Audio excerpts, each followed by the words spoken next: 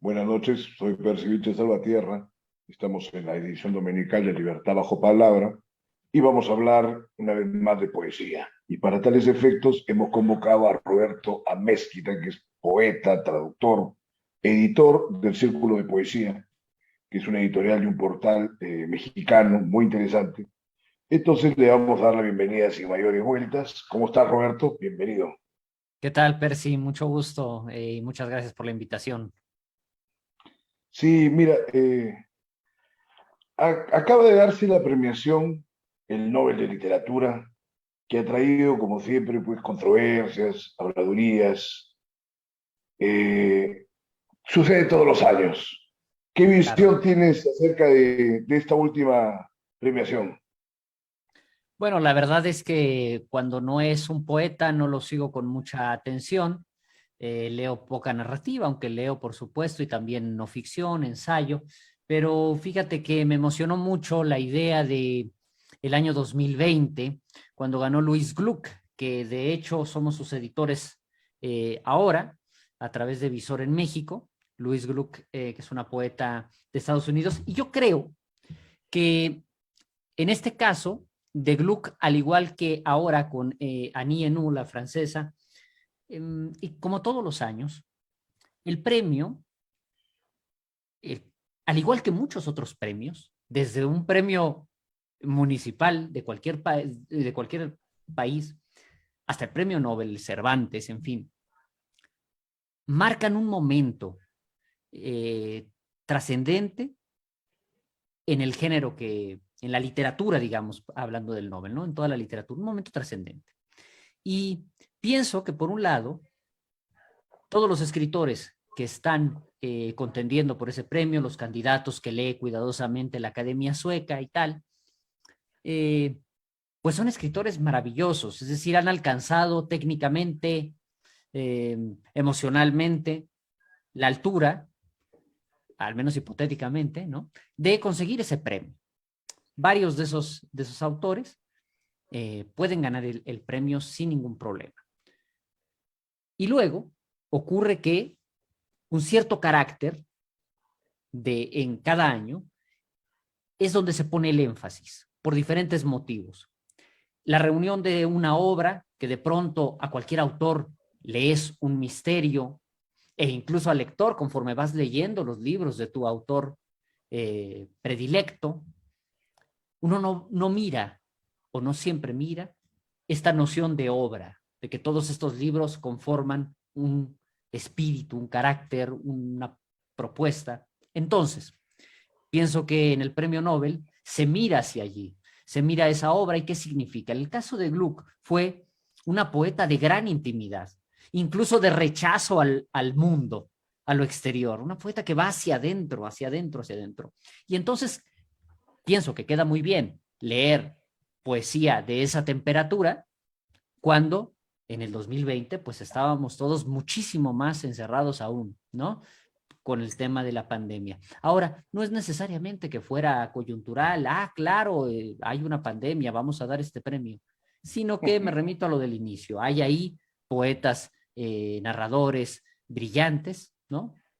Con obras muy diversas, y entonces de pronto, o al revés, el tono mismo de esa literatura la hace que sea más receptiva a los académicos. En fin, hay siempre mucha especulación, como tú bien dices, y sobre todo a mí me interesa el premio, pues cuando lo consigue un poeta, que suele ser cada 10 años.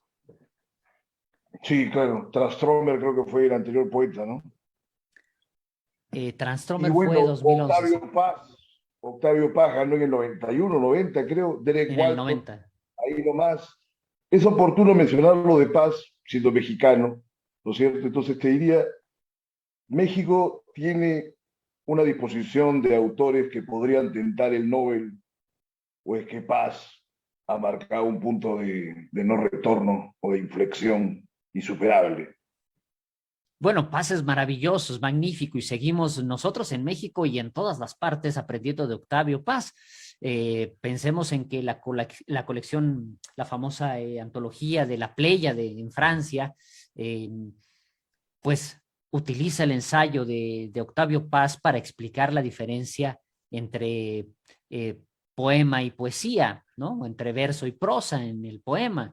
Entonces, es fundamental, es un poeta eh, fundamental para entender la poesía actual, aún hoy. Pero bueno, pues hay plumas magníficas antes y durante el periodo de vida de Paz. Y bueno, podría haber ganado el premio Nobel Juan Rulfo, Alfonso Reyes. En fin, creo que en todos nuestros países, en habla hispana, se vive un momento desde hace casi un siglo, pues muy potente, muy poderoso, con voces muy diversas y que merecerían el premio sin duda.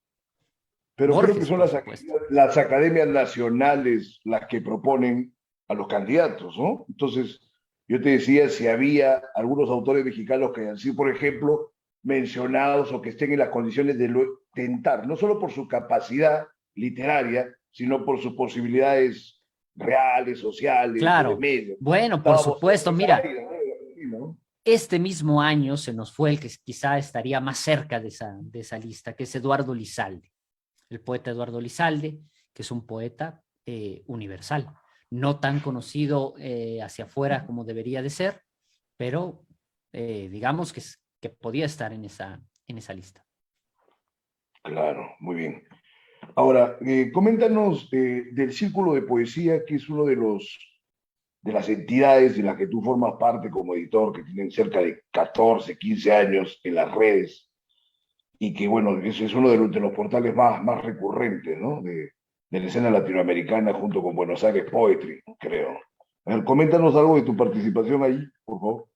Claro que sí. Bueno, círculodepoesía.com es un portal, como bien dices, dedicado exclusivamente a la poesía, a la traducción de poesía, a la poética, que inició en el 2008 y que se ha constituido de ese tiempo a esta parte en el portal más visitado, no solo de Hispanoamérica, sino de toda la lengua española.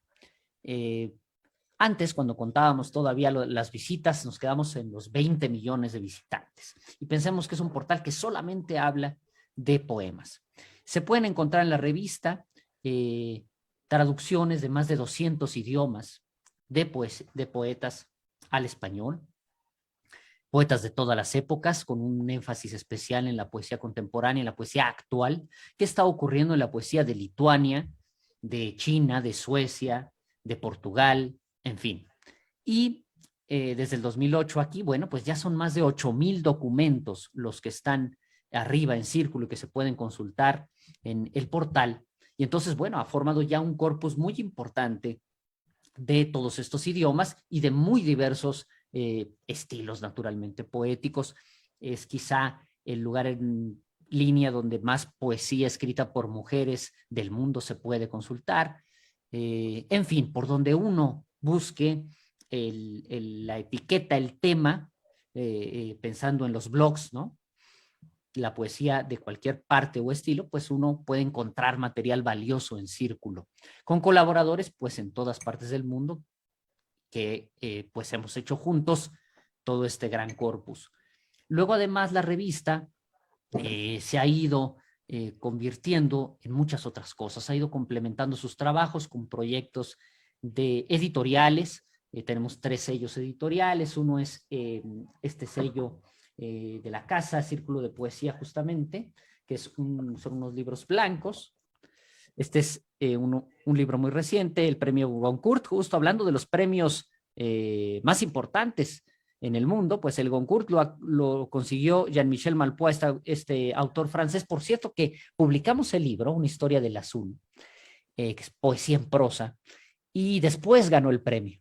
Entonces hicimos con el impresor el cintillo para promocionar el libro, ¿no? Y que acababa de ganar el premio, pero lo publicamos primero y a los meses ganó el famoso premio Goncourt.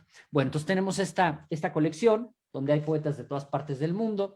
Gabriel Chávez Casasola, este poeta boliviano, que es también de lo más reciente que ha salido, o el más nuevecito, José Antonio Forte, Antonio José Forte, un poeta portugués surrealista, en un programa que hacemos especial con el Instituto Camões de Portugal y la dirección del libro. Bueno, y en Círculo tenemos también la representación de Visor Libros. Hacemos Visor, esta colección legendaria del magnífico editor Chus Visor en México, y también las ediciones Valparaíso, que son un catálogo mucho más actual del que tengo también por aquí la colección. Y bueno, entonces a partir del 2014 empezamos a hacer libros. Y después nos convertimos también, además de la revista y de la editorial, en una distribuidora especializada en poesía, para ir a buscar pues a los libreros de grandes cadenas o a los libreros independientes y que mostraran la poesía, que la poesía tuviese un renacimiento también en el nivel de los libreros. Y bueno, así ha ocurrido del 2014 hasta ahora. Y también, pues hemos ido creciendo en la parte de ser una agencia literaria de poetas. Esto es, llevar a los poetas de nuestro catálogo a traducciones en otras lenguas. Que por ejemplo, un poeta zapoteca de una lengua originaria de México, Elvis Guerra, con su libro Ramonera, que ha sido muy exitoso, pues empieza a traducir al inglés, al ruso, al francés, en fin. Entonces, que los poetas del español y mexicanos pues vayan a otras lenguas, y también, por supuesto, todo el tiempo, pues comprando derechos para hacer todos estos libros de los que te he contado, una antología, por ejemplo, rumana. Hablamos hace un momento de Portugal, ¿no? De trabajos con el Camões. Esta antología muy sustancial, un libro muy gordo y lleno de poetas muy, muy interesantes, una reunión extensa que traduce Gabriela Caprarollo, que hicimos también con el Instituto Rumano de Cultura. Entonces, por ejemplo, traer todas esas traducciones, estar presentes en las ferias de libro internacionales, pues para estar muy atentos a lo más nuevo en la poesía del mundo. Entonces, bueno, ¿Y cómo además de se ha todo hecho esto, esa transición del 2014, me dices? Porque, digamos, has estudiado en la UNAM, pero la singularidad del medio, esta búsqueda de posicionamiento de sus autores, hace ahí una confusión de gusto literario, ¿no? O de una valoración estética y de posibilidades que puedan tener en el mercado. Eso es interesante porque se tiene la idea que la poesía no es nada rentable. Entonces, ¿qué falta? Una buena gestión, una buena publicidad. A ver, coméntanos. por supuesto, poetas haciéndolo, porque el poeta está apasionado, lo va a hacer con corazón, va a hacer de esto un camino con corazón. Y muy importante lo que dices, pues es la curaduría que llevan adelante amigos queridos, Ali Calderón dirigiendo la revista con Adalberto García López, Mario Bojorques, Mijail Lamas, Gustavo Osorio de Ita, Andrea Rivas, en fin, el equipo de trabajo que está pensando en qué mostrar en la revista, en qué leer y cómo leerlo. Un trabajo muy interesante y prolongado también, por ejemplo, de poética, que Ali Calderón, ¿no? Por ejemplo, que pues bueno, es la persona que yo conozco que más sabe de poética, de muchísimas vertientes, sobre todo de la poética actual, y entonces está todo el tiempo presentando en la revista estos modelos de leer, y cada uno de los amigos pues igual. Entonces, es un espacio ya de crítica, es un espacio que está mostrando una propuesta de la literatura, aunque sea tan extensa como es Círculo. Luego entonces, para los libros, para generar ese catálogo, es lo mismo, es estar atentos a qué está ocurriendo una vez insertos desde el 14 para acá, ya casi 10 años, insertos en la industria editorial. ¿Qué lee el lector? ¿Cómo lee el lector de poemas? ¿Cómo se acerca a los materiales? Y entonces irle proponiendo en el catálogo una serie de autores y en un cierto orden, según lo que el propio lector en la feria del libro o en la librería que hemos abierto viene también a traernos la noticia, ¿no? De cómo está recibiendo los libros. Entonces, vital Ustedes ahí la proponen curaduría. selecciones de poemas en general y luego ya cuando tienen un documento definitivo de cada autor, lo publican en físico. He visto que en México hay lo del periódico de poesía de la UNAM, que sube cualquier cantidad de documentos en PDF, ¿no? Y también tienen un surtido catálogo diverso y positivo. Eh, ¿Cuál es, digamos, la diferencia? Obvio que la UNAM es una dependencia estatal, ¿no? Pero ¿por qué no comparten más los otros documentos cuando se acaba, por ejemplo, una primera, segunda tirada de PDF? ¿O lo hacen después? Oh, fíjate, bueno, diferencia muy importante lo que dices, por supuesto, es una institución, ¿no? Y como se espera de una institución, además es pues mucho más lenta, ¿no? Nosotros, en cambio, pues somos iniciativa privada, somos un grupo de poetas entusiasmados haciendo una conexión mundial, además, con una serie de poetas en todas partes de los 5 continentes de la Tierra y pues produciendo lo más actual. Pero además, como bien dices, por ejemplo, esta antología rumana o la antología de lenguas originarias mexicanas, el Xochitlactoli, que no todos los libros, pero muchos de los libros se han hecho así. Se va presentando un dossier en la revista y aparece cada semana un nuevo poeta venezolano, un nuevo poeta uruguayo, un nuevo poeta chino. Y entonces tú vas siguiendo el dossier de la poesía griega, de la poesía china, y de pronto tenemos a estos 50 poetas rumanos reunidos. Después le pedimos a la traductora que ha hecho este dossier, bueno, pues confecciona un prólogo que nos explique qué onda con la poesía rumana, qué está pasando ahí, cómo entender ese fenómeno. Y entonces van saliendo los libros. Ahora, los libros se agotan, que eso también es singular para los libros de poesía. Se agotan las ediciones y ¿qué hacemos? Bueno, reponerlas, es decir, reimprimir, sacar una segunda edición. Hay varios libros de poemas que están ya en su segunda, tercera, cuarta edición, como es el caso de, por ejemplo, el Memorial de Ayotzinapa de Mario Bojorquez, que es un éxito porque vamos por la quinta edición, que además en cada una de las ediciones este libro es muy singular porque, como es poesía documental y trata de un caso dramático de desaparición Sí, forzada claro, por parte del claro. Estado, etcétera, vamos sabiendo los mexicanos cada vez más sobre qué ocurrió o qué no ocurrió en el caso. Y entonces el libro se va modificando no por razones estéticas, como suele ser en la consecución de ediciones, sino con esta nueva verdad, ¿no? Se va confeccionando la verdad poética. Y toda esa Bueno, propuesta de poesía, lo de Ayotzinapa, es en es verso. en poesía, claro, son puros poemas de Mario Ya. Bojorquez y ya va por esta quinta edición, pues porque que es en la que estamos ¿Y trabajando cada justo para tiraje de lanzar. cuánto es?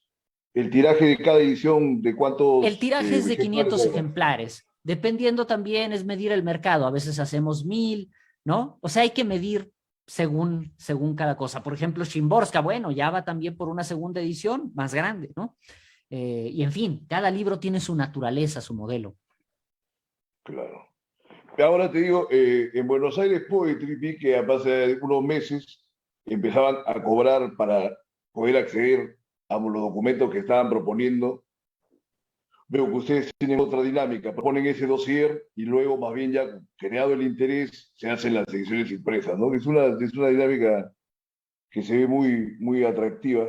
Entonces, habría que ver si hay réplicas en el resto del continente, ¿no? Ahora, ¿tú crees que eso ha sido un elemento de una inventiva propia o México claramente tiene pues una tremenda experiencia en asuntos culturales, ¿no? El Fondo de Cultura Económica, todo lo demás, las conocidas participaciones de los intelectuales con el Estado propiciado quizás de este clima, ¿o cómo lo ves?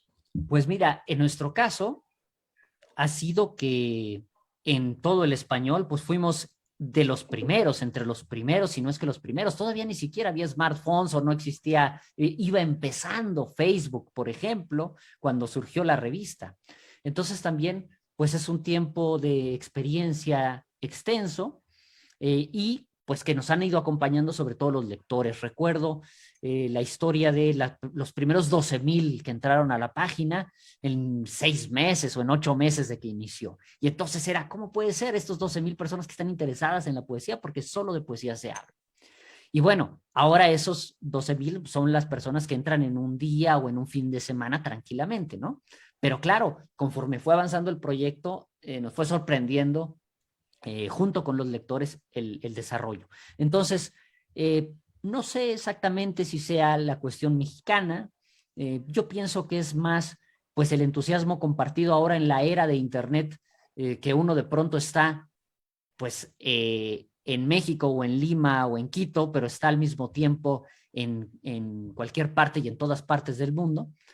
Entonces, más bien eso, el momento que se vive y esto de hacerlo poetas.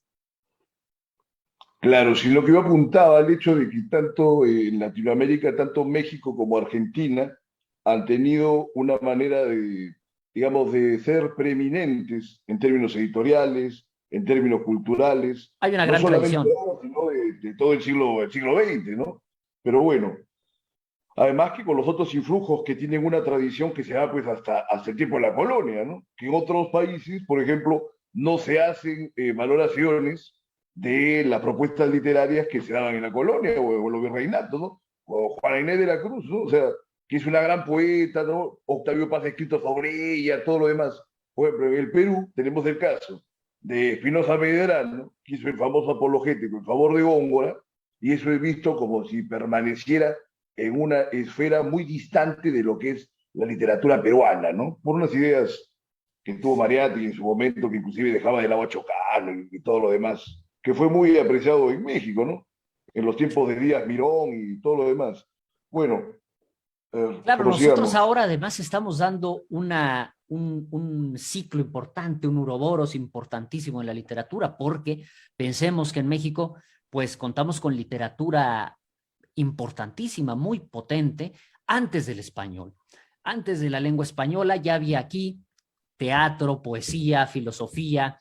Entonces, toda esta poesía, la poesía en lengua náhuatl, en maya y en muchas otras lenguas, hoy en día han quedado 68 lenguas originarias y el español. Entonces somos un estado con 69 lenguas y estamos descubriendo la poesía, los hablantes del español, la poesía en las lenguas originarias y todo eso es poesía mexicana. Entonces teníamos ya una tradición y una poesía antes del español, luego como dices, claro, Sor Juana en la colonia y la continuidad hasta el día de hoy, pero ahora también otra vez publicando, leyendo, escuchando la poesía en las lenguas originarias. Bueno, ese es un elemento que está en boga en las últimas décadas, de darle espacio a todas estas culturas que se han visto, pues, de alguna manera estigmatizadas, marginadas, ¿no? Pero Claro. bueno, eso ya es una cuestión muy positiva de lo ético. Entremos a la poesía, dado que yo, claro, me confieso como un lector, he conocido varios poetas muy interesantes frecuentando la página, ¿no? La página web del Círculo de Poesía. Entonces te digo, hablemos de poesía, porque tú eres traductor, eres ensayista, bueno, eres poeta y aparte ya hemos comentado que eres editor. ¿Qué es lo que se valora en la poesía que es tan diversa y tan amplia? ¿Cuál sería el primer paso para hacer una valoración de una obra que se pueda considerar importante? A ver, coméntanos tu percepción. Bueno, primero ponerla en contexto. Es decir, por ejemplo, para editar un libro, pues procurar que el poeta, en esa expresión en particular, en esa poética, en ese estilo, pues es quien está produciendo los textos más interesantes, porque de pronto no es comparable, no siempre es comparable la obra de un poeta a otro. Son estilos pues singularísimos. Entonces la primera valoración sería no pedirle peras al olmo, ¿no? Sino que en cada poeta, en su expresión, en su estilo, pues nos entregue el más decantado oro lírico, digamos. Entonces, eso es esencial, es lo primero de todo. Y no pensar, como ocurre mucho en el mundo editorial, pues pedirle una cosa que no da a ese poeta. Entonces, yo creo que eso es muy importante, escuchar la poesía de todas esas voces. ¿Y cómo sería una jerarquización? Porque tú sabes que hay un problema siempre con la onda de ver si hay autores que van a ser canónicos o hay autores que son mejores que los otros, porque la crítica en general como que ha perdido importancia, casi ha desaparecido, por ejemplo. Te digo en el caso particular de Perú, y en pocos lugares, hace rato hablaba de Alfonso Reyes, ¿no? En pocos lugares de Latinoamérica, pues hay la presencia de críticos, digamos así, muy importantes, ¿no? Y que para confrontarlos habría pues que hacer una gran teorización, no existe casi. Hay muchos en medios académicos, pero no hay socialmente que tú digas, ¿no? Inclusive una consagración se puede dar porque tal crítico habla de esta obra o la otra, ¿no? A ver, coméntanos esa. esa Claro, circunstancia. y es que se empiezan a escapar mucho de esas categorías, esa categorización cerrada. En lo que justamente lo que estamos viviendo es más bien un abanico amplísimo de posibilidades. Por eso decía, bueno, más bien cada uno en su estilo y mostrar la gama, ¿no? Amplísima de voces, de registros que hay en la poesía contemporánea. Ya no podríamos construir un canon cerrado o un canon como se hizo durante el siglo XX. Entonces, más bien es la amplitud de esa propuesta. En mucho eso es leer una revista como Círculo de Poesía o leer un catálogo como los catálogos serios, digamos, de edición poética el día de hoy. Es decir, escuchar todas esas voces. Hablando de voces, y dije, ¿qué pasó con los infrarrealistas? Que hablábamos justo de Octavio Paz y que se hizo muy conocido, ¿no? Por la intermediación de Bolaño, el tema de los infrarrealistas. ¿Cómo ves a los infrarrealistas desde el presente y luego de esta publicidad que les dio Bolaño? Bueno, siempre es esta dinámica desde la antigua Mesopotamia de los nuevos movimientos, buscando tener presencia, ¿no? Dinamitar lo que está ocurriendo en un momento dado para ir ganando ese capital simbólico, ¿no? Y entonces, pues mover el medio, mover el campo. Bueno, es un movimiento muy natural y fue lo que ocurrió en aquel tiempo, pero creo que, pues pasados los años, hablando en poesía, pues eh, dio mucho más eh, poemas, ensayos magníficos, Octavio Paz o corrientes por el estilo que los Claro. infrarrealistas, No ¿no? hay, Digamos, no es hay ni punto de literatura de... comparación, claro, sino que como hubo tanta publicidad con lo de Bolaño, luego siempre con Bolaño, hubo una red de poetas salvajes, ¿no? También hace unos años que publicitaban, había algunos documentos muy interesantes, bueno, ellos lo soltaban todo en la página web que manejaban, ¿no? Yo te pregunto si algunos de esos poetas tienen alguna vigencia en el México actual o han corrido con la suerte de estos movimientos como Bueno, New un poeta maravilloso, maravilloso que nos dejó hace poco tiempo, José Vicente Anaya, por supuesto, con su poema Hikuri, ¿no? Entonces, pues sí, poetas de alta invocación, digamos, ¿no? Y de una libertad impresionante y un ritmo vertiginoso, en fin, o sea, estilos muy diversos a Octavio Paz o a muchos de otros poetas del siglo XX, ¿no? Entonces, claro, y han marcado además a los poetas contemporáneos, por supuesto, a los poetas más jóvenes. Claro, correcto. Bueno, pero me llamaba la atención porque algunos de estos jóvenes que estaban en el tema de la red de los poetas salvajes eran grandes admiradores de un peruano que fue Enrique Verasti, ¿no? Que Claro, tiene sí, libros magnífico, de sí, 1000 páginas, todo lo demás. Creo que publicaron algo por allá también, pero bueno, en fin. Entonces, siguiendo con el tema, estábamos en la cuestión ya más bien del posicionamiento que tiene un poeta, ¿no? Que es muy diferente como corre suerte es un narrador. Entonces, el poeta, y sobre todo ahora que te decía con este problema de la crítica, en el caso de ustedes tiene pues esta especie de cribación que pues es positiva de su catálogo. Pero hay otras formas de que un poeta pueda tener un posicionamiento nacional. ¿Habría alguna otra manera? ¿O necesariamente tienen que participar del entorno crítico y académico y buscar algún grupo que los que se puedan ellos incentivar y motivar? pues hay muchísimos caminos. Estamos discutiendo todo el tiempo eso. Por ejemplo, una muestra que ha sido muy, muy exitosa y que ha movido justamente, yo creo que lo más vibrante de la crítica poética en México reciente, es un ensayo de Mario Bojorquez que se llama Los 100 peores poemas mexicanos, donde, de autores vivos, donde pues Mario se ha puesto a buscar no mala poesía, no malos poetas, ni malos poemas, sino los peores poemas, es decir, poemas que se destacan incluso entre los malos para poder ser peores. Un poema malo ni siquiera podría estar en la muestra. Y entonces, y además de autores vivos, para discutir qué se está generando, qué se está creando. Y bueno, ha sido Claro, leída la muestra muchísimo. Y es una postura crítica, por supuesto, es decirle a nuestro lector, ¿por qué leemos lo que leemos? y por dónde va nuestra propuesta, ¿no? Y supongo que la mayoría de esos autores o la totalidad no participan del círculo de poesía. ¿O Claro, sí? bueno, están ahí porque han publicado su peor poema, ¿no? Ay, ay, ay, claro. O sea, pense, hay una apertura, aun cuando Jorge, que entiendo que también es editor del círculo, participa de que han tenido muy malos poemas, ¿no? Claro, ahora, digamos, el siguiente nivel sería escoger a los 100 peores poetas, ya con nombre propio de poetas malos, ¿no? Porque un poema, hasta un genio puede tener un Pero mal poema de imagínate, vez en ahí no íbamos a acabar nunca. Si publicamos a los poetas cuando. malos, pues esos No, y son para mí muchísimos. darle cabida sería peor de repente Al menos contraproducente. peores si hay solo unos cuantos, quizá.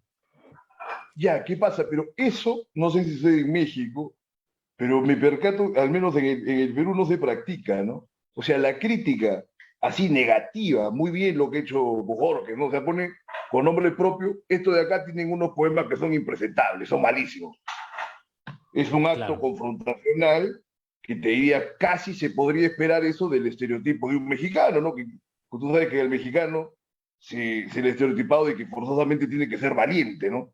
No es algo que dentro de esas características forme parte del imaginario latinoamericano, ¿no? Pero bueno. Bueno, y también está el otro polo todo el tiempo de la crítica, por supuesto. Es decir, ¿por qué es maravilloso un poeta como Lizalde? ¿Por qué es maravilloso un poeta como Efraín Bartolomé?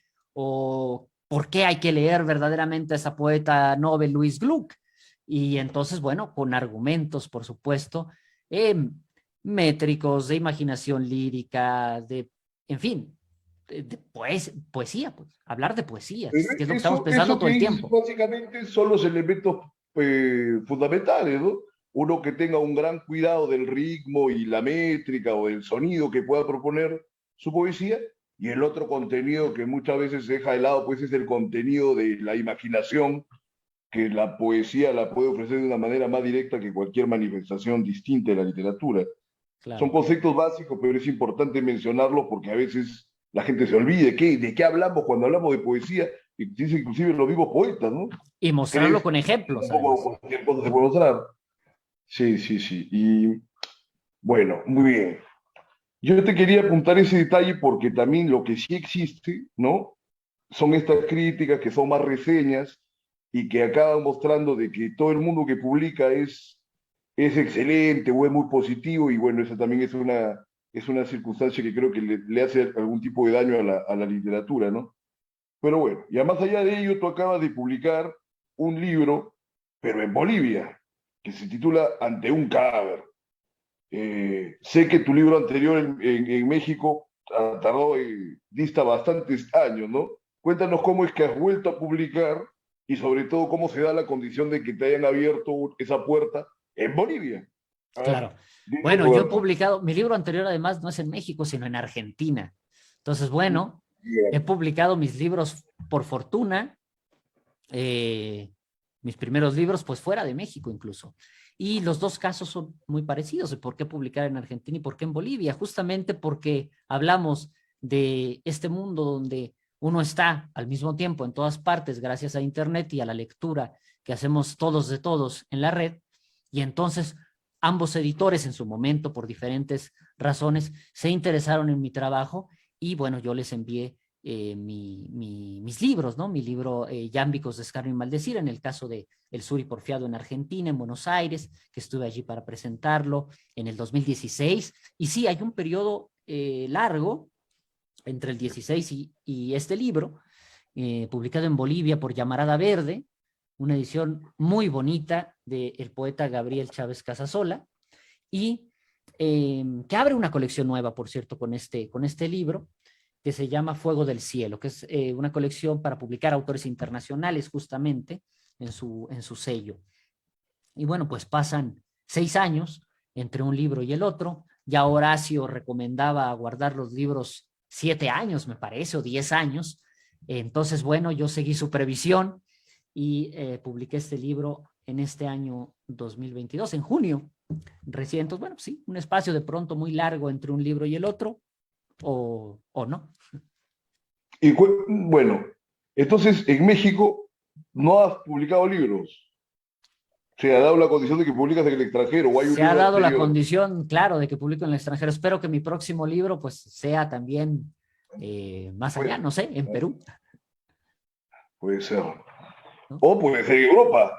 Hablaste hace rato de Molpois, ¿no? O De Malpois. Malpois, sí, sí, sí, francés. Eh, ¿Cómo fue que se dio la vinculación con él, que está reputado pues, como uno de los poetas muy importantes de Francia en este momento, ¿no?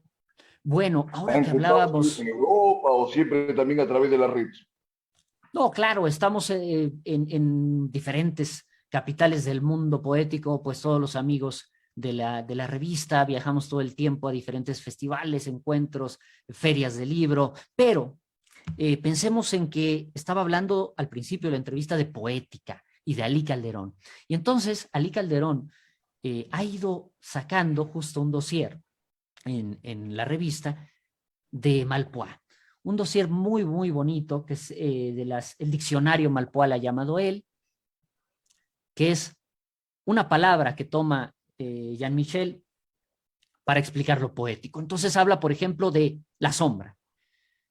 Y en 2 o 3 párrafos escribe un ensayo brevísimo de la sombra y el poema, ¿no?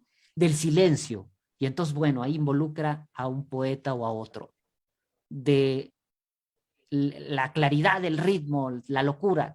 Y entonces se va confeccionando este diccionario. Entonces, Ali ha ido traduciendo estas entradas y publicando el diccionario Malpois, donde nos enteramos sobre su poética.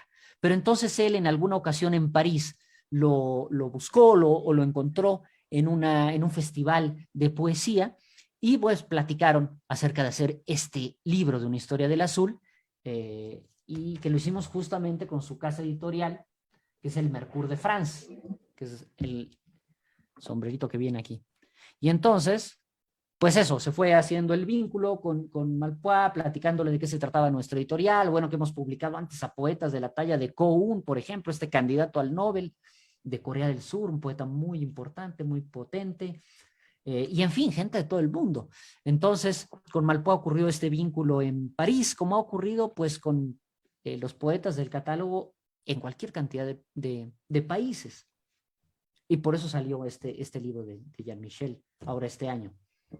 Ahora, habías comentado de que ustedes están trabajando con Visor, que es una editorial española, se han vinculado en México.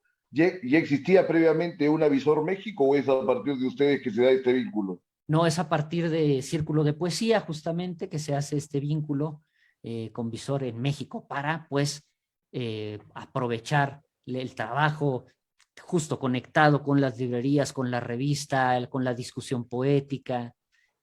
Y empezamos en 2017, sí. Muy bien, ahora este es un punto importante porque tengo entendido que pese a que compartimos el mismo idioma, ¿no? Las relaciones con la península no siempre son tan abiertas como veo que está en el caso por lo menos de Visor y Círculo de Poesía. Inclusive, tú sabes, hay muchos poetas o académicos de diferentes países latinoamericanos que radican en España y que no se han visto integrados a la escena literaria poética, ¿no? No como lo que pasó con el boom, los narradores se hicieron ahí totalmente plenos en España, ¿no? Pero con los poetas no pasa, hay una distancia, e inclusive la poesía española corre por un carril que muy pocas veces se contacta con la poesía hispanoamericana. ¿Cuál sería tu percepción del tema? Bueno, fíjate, yo lo siento muy conectado. E incluso, bueno, eh, No, en términos a ver, de sí, relaciones, sí, en sí, sí, términos no, entiendo, entiendo, académicos, entiendo. todo lo demás, ¿no? Eh, Claro. Pienso en las dos cosas al mismo tiempo. No solo con España, entre todos los países del español y entre todos los países del mundo. Tanto una distancia muy grande, incluso con los vecinos más cercanos. ¿Qué está pasando en la poesía de Guatemala, en el caso de México, por ejemplo, de Honduras, de El Salvador, que los tenemos aquí juntos, ¿no? Nuestros vecinos. Y bueno, pensar en eso, en Perú, en Argentina, en Paraguay, en fin. Y en Brasil, ese continente dentro del continente. Muy Y bien. luego, bueno, en España y en otras lenguas. Entonces, al mismo tiempo que hay o solía haber una desconexión, un no saber qué están haciendo los otros ahí juntos, no solamente en España, sino en cualquiera de nuestros países. Entonces, lo primero era conocernos. Entonces, yo lo he sentido como editor de la revista del 2014 para acá, yo lo he sentido como un proceso muy natural, pero claro, inserto dentro del camino editorial de Círculo. Es decir, que todo el tiempo estamos pensando, conversando, discutiendo la poesía de todo el español y conversando con esos poetas de todo el español. Entonces, creo que ese trabajo de conocimiento de la poesía panhispánica ya tiene un buen avance, un buen camino, y yo lo siento bastante conectado. E incluso también con la poesía de otras partes del mundo. Es decir, mi día cotidiano platicando con los amigos que hacemos la revista es estar conversando sobre un poeta de Eslovenia, y, con él y de su trabajo, con un poeta de Rumania, de Grecia. Entonces, yo siento que las relaciones, tanto de los poetas como de sus obras, el intercambio editorial, en fin, todas las relaciones, pues están muchísimo más vivas que nunca. Probablemente, y para gente de nuestra generación, o que no tengan pues 40 años, tú naciste en el 85, yo nací en el 82. Bueno, sin embargo, yo tengo en el programa, ¿no? Hubo testimonios de poetas que tienen pues más de 60, 70 años, que quizás no están habituados a estos medios, ¿no? Modernos, y que expresaban, que sentían, pese a los años de residencia en España, una distancia, ¿no? No se sentían integrados. Por ejemplo, te digo, Antonio Sillonis, que es un muy buen poeta, pero que no tenía nada que ver. Pero, ya. En todo caso, mira, bueno, ya vamos a llegar a las 11, vamos a conversar unos 10 minutos más. Quisiera ahondar en el tema de tu propia propuesta poética, como para cerrar la noche. Agarremos por lo más básico. ¿De qué momento se dio en ti esta orientación por la poesía? Porque se nota que hay una gran efusividad, ¿no? Dice que estás totalmente entregado a la poesía y además vive de ella, ¿no? Entonces, cuéntanos cómo se da este inicio con la poesía, Roberto. Bueno, desde que yo soy un niño, desde lector, ¿no? Desde aprender a leer a los 4 años, mis juguetes son los libros, las enciclopedias sobre todo, que no entiendo, que no puedo leer en ese momento, pero por alguna razón misteriosa, yo juego con los libros. Entonces, todo el tiempo estoy queriendo saber y liberar, revelar esa magia de qué dice aquí. Entonces, yo insisto mucho y mi mamá me enseña a leer. Me va enseñando amorosamente, me dice, esta es la A, la B, la K, es decir, me las va enseñando con los sonidos. Y entonces, una vez que he aprendido el alfabeto fonéticamente, digamos, me dice, bueno, el truco es muy fácil, solo tienes que juntar los sonidos y ahí tienes la palabra. Y entonces yo empecé a leer, ¿no? Y pues de ahí para acá fui por el camino de la poesía. Fíjate que hablábamos del premio Nobel. Pero Y te esta quería es una... decir si apareció un autor Sí, o sí, alguna allí, experiencia que te marcó y allí dijiste, voy, esta allí es la voy. diferencia entre Fíjate, este y otro, ¿no? da la causalidad de que en el mismo momento en que está ocurriendo eso, cuando yo aprendo a leer, y mira, de aquí otra de las cosas importantes del premio Nobel. Hablábamos del premio Nobel. Bueno, ¿qué tiene también de importante? Cuando yo aprendí a leer, justo en esos días, salió la noticia de que Octavio Paz ganó el premio. Y entonces yo, un niño de 4 años, pensando en que ese misterio, ese secreto de leer, ¿no? Que era solo mío, esta cosa que me gustaba y tal, ahora además tenía en el mundo una importancia capital aparentemente, ¿no? Porque yo soy un niño y empiezo a escuchar, Octavio Paz ganó el premio Nobel. Y yo no sé qué es eso, ni quién es Octavio Paz, pero sé que es algo importante por cómo se está en el ambiente creciendo ese nombre. Y entonces yo empiezo a leer eso, a leer a Octavio Paz, a leer a Sor Juana, que me presenta mi abuelita después, cuando empieza a ver el interés en la poesía. Entonces yo me pongo a leer a los poetas, ¿no? Entendiendo o sin entender, pero yo voy entrando en ese camino. Y bueno, de ahí para acá es todo el tiempo estar enfebrecido pensando y escuchando la poesía. Y después también temprano, bueno, el amor a los idiomas, a las lenguas y a la traducción de la poesía. Escuchar, recuerdo esta sensación, bueno, y que vivo también aún hoy, de escuchar a un poeta en otro idioma que no conozco, escucharlo y escuchar una y otra vez, y me ha ocurrido con ciertos poetas que al escuchar eso sé que tengo que traducir, y entonces pues a estudiar. Muchos de los libros que están aquí pues son libros de idiomas, de lenguas vivas y muertas, porque siento la emoción de descifrar lo que hay en estos poemas y compartirlo con los demás. Muy bien, muy bien. Y dentro de esta línea, ¿tienes algún altar particular de autores, que la mayoría de lectores, los escritores no tienen? Fuera de que ya está claro que estás abierto a toda la diversidad y a las posibilidades de la poesía en todas las lenguas posibles, ¿no? Que tú mismo comentas. Pero habrá algunos cuatro o cinco que son los que más te han deslumbrado. Sí, ¿Los puedes mencionar? por supuesto, Por mi favor. poeta es Celan. Paul Celan es mi poeta, es el poeta que yo traduzco, en el que estoy pensando mucho tiempo, todo el tiempo, en Celan. Y bueno, pero como lector, pues en muchísimos otros poetas, poetas maravillosos. Por ejemplo, mi amigo Mario Bojorquez me descubrió a este poeta portugués y a muchísimos ahora en México que se lee Alberto, Alberto Pidwell Tavares, que es un poeta maravilloso. Pero bueno, como lector, pues no, claro que tengo muchos poetas predilectos. Leo igual junto con mi amigo Mario, pues a Fernando Pessoa y a sus 176 personas. Este, y bueno, muchísimas cosas. Pero claro, sigo leyendo a Octavio. eh, en fin, por supuesto, uno está leyendo siempre muchísimas cosas. Con mucho interés lo grecolatino, me gusta mucho Píndaro, Horacio, ahora recientemente justo con una traducción de Celan que tiene que ver con el mito se llama el poema En forma de jabalí, y relaciona el mito del jabalí de Calidón. Y entonces estoy leyendo el mito en las Metamorfosis de Ovidio.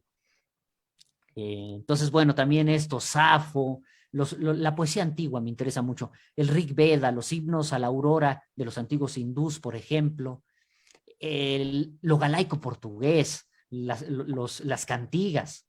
Entonces, bueno, yo todo el tiempo estoy leyendo pues poesía contemporánea y poesía de todas las épocas. En mis intereses particulares, bueno, además junto con Celan, es la música, que este libro de Ante un cadáver está estructurado como un requiem, como el requiem de Brahms, de Mozart, en fin, como una misa mortuoria que tiene 7 partes, las de la liturgia latina, aunque se desvía mucho del tema también, porque es en mucho un contra-requiem. El requiem es este modelo de buscar la luz, la paz para esas almas, ¿no?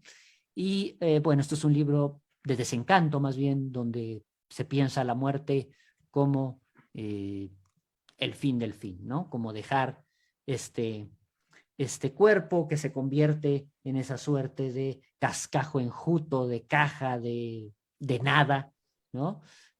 Cuando ya no lo habita Materialismo esta puro, chispa. Claro. materialismo puro y duro. Entonces está bueno, ¿no? O sea, quieres plantear el Requiem, pero siempre también dentro de esta onda de ruptura has establecido un contra-Requiem. Me parece muy curioso porque acá se hablaba que Vallejo escribía antisonetos, ¿no? O Martín Adán también escribía sonetos, pero que eran antisonetos. Entonces hay una suerte de tradición también en Latinoamérica con esa onda.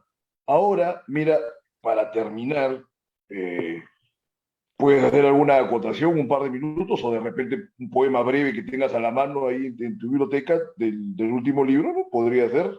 A ver, Sí, claro, claro. Leo un poema. Mira, leo el poema que abre el libro, adelante, adelante. que es este.